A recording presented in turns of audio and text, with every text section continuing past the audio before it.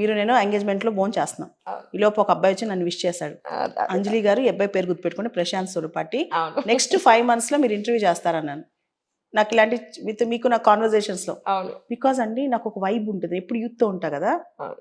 నేను ఎవరు నాతో కనెక్ట్ అవుతారు, ఎవరు రేపు రిజల్ట్ వచ్చింది, ఆ వైబ్ తెలిసిపోతూ ఉంటుందండి. దేవుడు నాకు ఆ ఇంట్యూషన్ ఇచ్చాడు.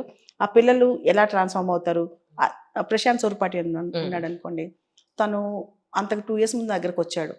ఫస్ట్లో ఎంత చదివాడు, తర్వాత ఎంత చదివాడు, తర్వాత ఎలా గొప్పవాడాడు. అసలు చాలా అద్భుతంగా అబ్బాయి లైఫ్లో ట్రాన్స్ఫర్మేషన్ వచ్చిందనమాట. సో అది చూసిన తర్వాత నాకు ఇంకా మెయిన్స్ ఇంటర్వ్యూ 2 మిగిలినాయి అప్పటికి, అక్షయ్ ఎంగేజ్మెంట్ రోజుకి. నాకు అర్థమైపోయింది నెక్స్ట్ ఇయర్ ఐఏఎస్ గ్యారంటీ అని ప్రశాంత్ సూర్పాటి. అంటే పిల్లలకి నాకు అంత కనెక్ట్ ఉంటుంది, స్టూడెంట్స్కి నాకు అంత కనెక్ట్ ఉంటుంది. మీరు ఈరోజు కూడా ప్రశాంత్ని అడగండి, ఇంకా రిజల్ట్స్ రేపు అనగా, అరే రేపు నీకు ర్యాంక్ వచ్చేస్తుంది ఏం కావాలన్నా, రేపు నీ రిజల్ట్స్ వస్తున్నాయి ర్యాంక్ వస్తుంది ఏం కావాలన్నా. యాక్చువల్లీ అక్కడే స్టార్ట్ అయింది మీద డిస్కషన్. అంటే మేడం మీరు అన్నట్టు నాకు ర్యాంక్ వస్తే నాకు మీ దగ్గర నుంచి ఒకటి కావాలన్నాడు.